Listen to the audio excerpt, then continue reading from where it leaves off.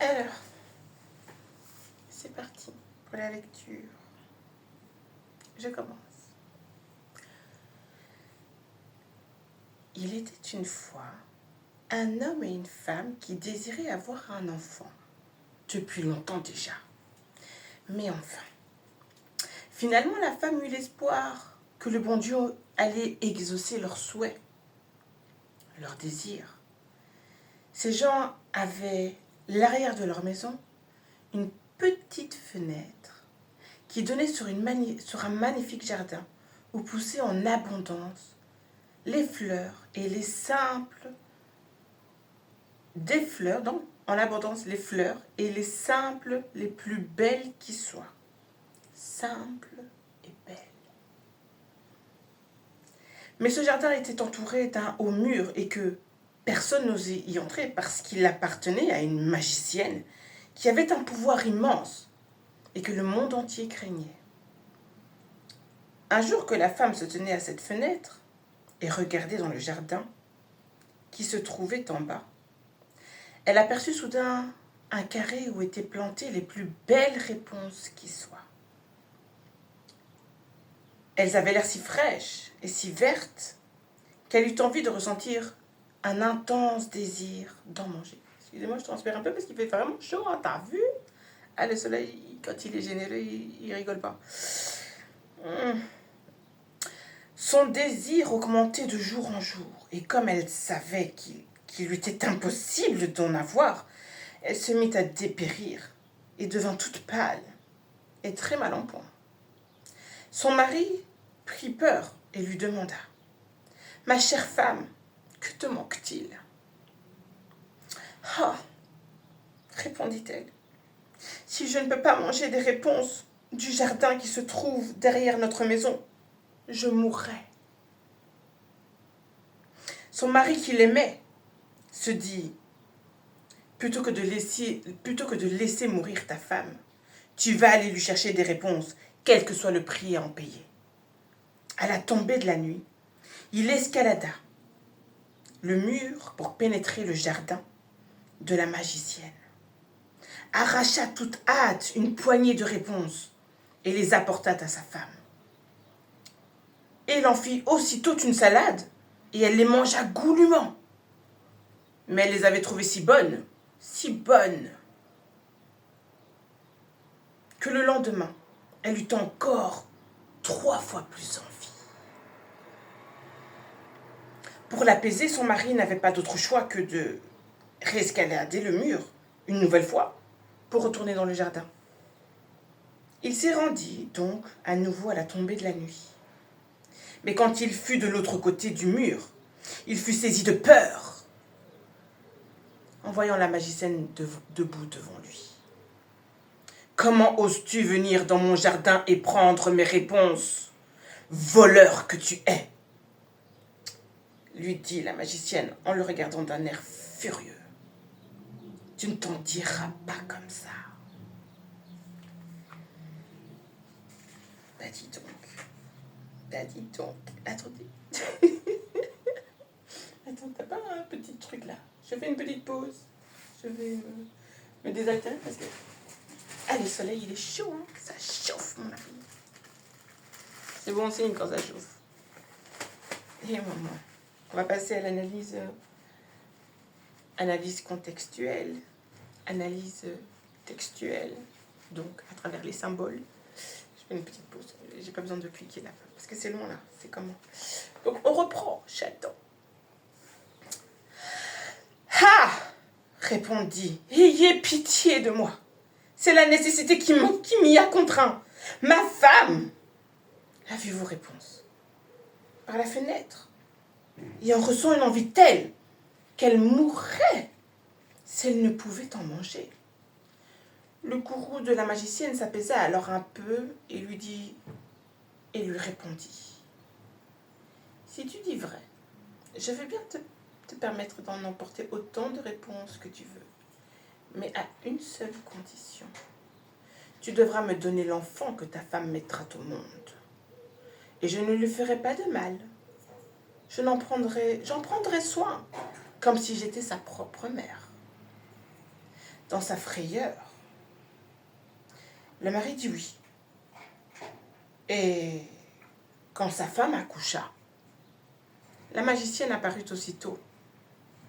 Et donc il donna à l'enfant le nom de Réponse et l'emmena avec elle. Réponse devint la plus belle enfant sous le soleil. Quand elle eut 12 ans, la magicienne l'enferma dans une tour qui se trouvait dans une forêt et qui n'avait ni porte ni escalier, seulement une toute petite fenêtre, tout en haut. Quand la magicienne voulait entrer, elle se mettait en bas et l'appelait. « Réponse! Réponse! Déroule tes cheveux pour que je monte. » Réponse avait de magnifiques cheveux longs, aussi fins que l'or que l'on aurait filé. Alors, quand elle entendait la voix de la magicienne, elle déroulait ses tresses et les enroulait tout autour d'un crochet de la fenêtre. Ses cheveux tombaient 20 aunes plus bas et la magicienne s'y accrochait pour grimper jusqu'en haut. 12 ans. Or, 20. Quelques années plus tard, le hasard voulut que le fils du roi traverse un jour cette forêt à cheval et que son chemin le fasse passer près de cette cour. Il entendit alors un chant qui était si beau qu'il s'arrêta pour l'écouter. Musique.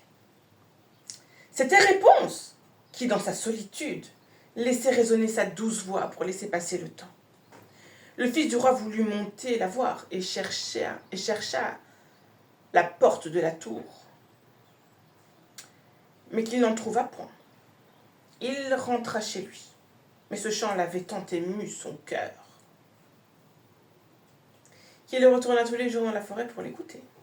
Un jour qu'il tenait ainsi sous son arbre, il vit une magicienne s'approcher et l'entendit appeler. « Réponse! Réponse! Déroule tes cheveux pour que je monte. » Réponse déroula ses nattes et la magicienne monta la retrouver. « Si c'est l'échelle qui permet d'arriver là-haut, je vais tenter ma chance. » Petit cochon. Hé, maman, c'est quoi ça? T'as vu? Attends. Il se dit le fils du roi. Et le lendemain, ou alors le fils de la reine, ça marche aussi, t'as vu.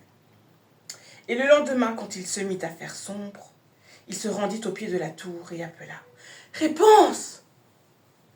Réponse! Déroule tes cheveux pour que je monte. » Aussitôt les cheveux dégringolèrent et le fils du roi monta en haut de la tour, ou le fils de la reine.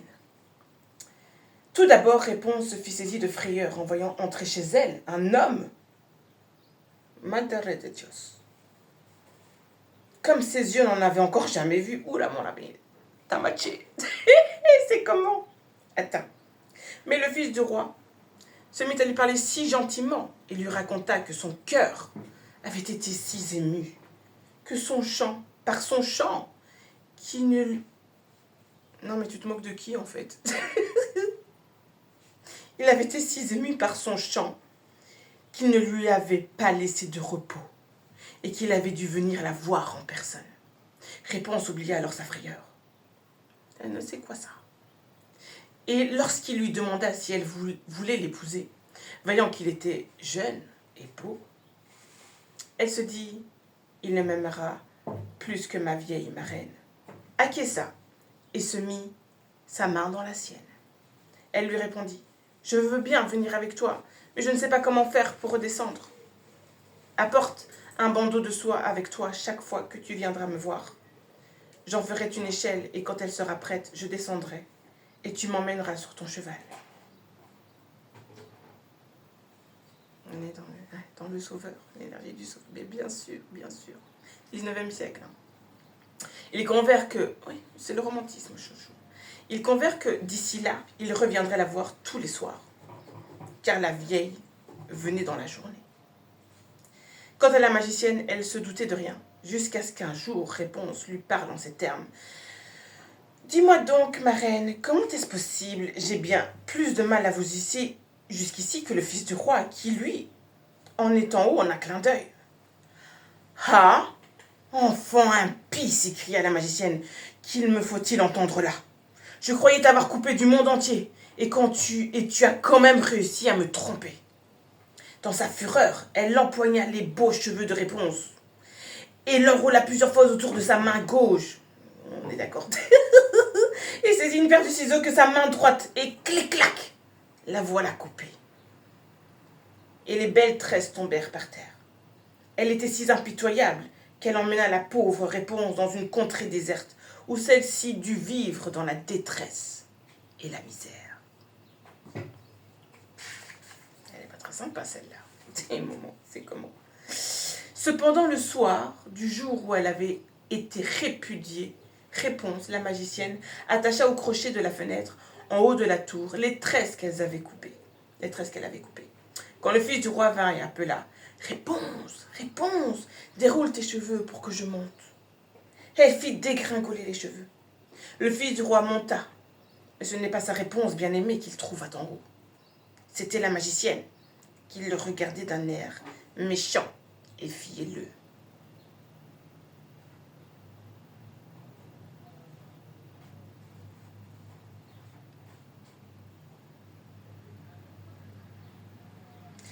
Tiens, tu viens chercher ta douce amie, mais l'oiseau n'est plus dans son nid et ne chante plus. Le chat l'a attrapé et en plus, il va t'arracher les yeux.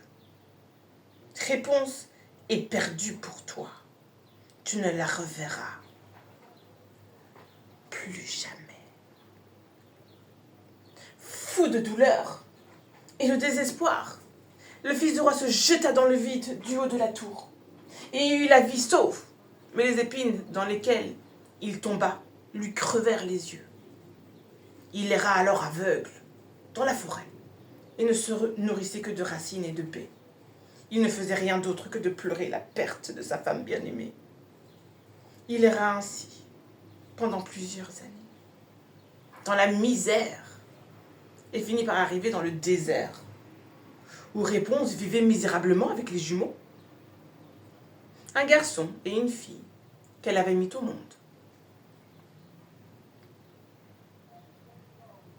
Le fils du roi entendit sa voix et il lui sembla si familière.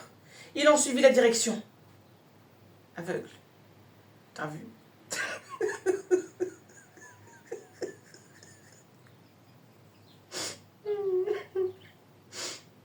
Pardon.